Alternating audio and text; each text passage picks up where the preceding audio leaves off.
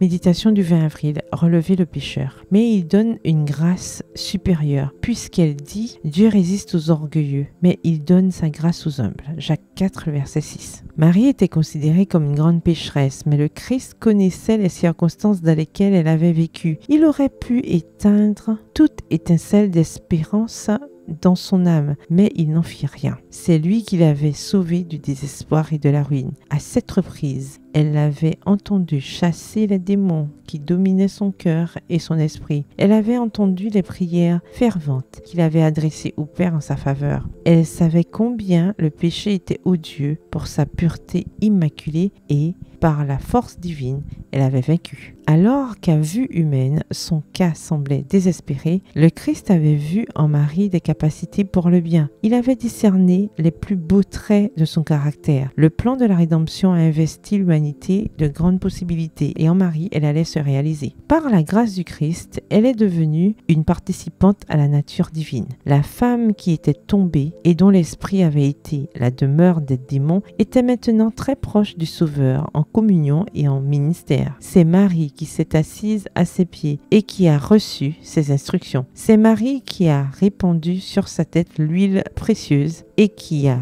arrosé ses pieds de ses larmes. Elle s'est tenue près de la croix et l'a suivie jusqu'au sépulcre. Elle a été la première à courir au tombeau après sa résurrection. C'est Marie qui, la première aussi, a annoncé que le Sauveur était ressuscité. Jésus connaît les circonstances de chaque âme. Vous direz, je suis un pécheur, un très grand pécheur. C'est possible, mais plus votre état est désespéré, plus vous avez besoin de Jésus. Il ne repousse ni ceux qui pleurent, ni ceux qui se repentent. Il invite toute âme tremblante à prendre courage. Généreusement, il pardonne à tous ceux qui viennent à lui pour trouver le pardon et être relevés. Jésus élève au-dessus des accusations et des coups de langue les âmes qui cherchent en lui le refuge. Aucun homme, aucun mauvais ange ne peut accuser ces âmes. Le Christ les associe à sa nature divine et humaine. Extrait du livre Jésus-Christ au chapitre 62 aux pages 513 et 514. À ceux qui, avec une persévérance sans faille, s'efforcent de révéler les attributs du Christ, les anges sont chargés de donner une vision extensive du caractère et de l'œuvre, de la puissance, de la grâce et de l'amour de Dieu. Ils deviennent ainsi participants de sa nature. Extrait du livre Conseils aux éducateurs, aux parents et aux étudiants, au chapitre 13 à la page 396. Bonne soirée, que l'Éternel vous bénisse.